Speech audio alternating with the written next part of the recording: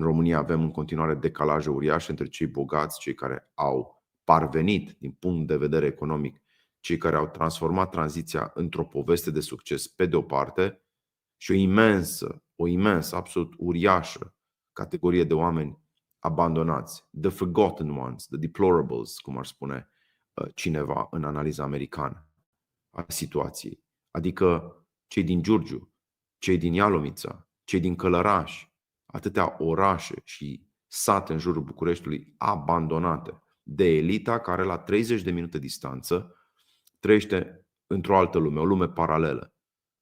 În lumea barurilor, în lumea distracției, în lumea consumului de șampanie de 20.000 de euro în fiecare weekend și așa mai departe.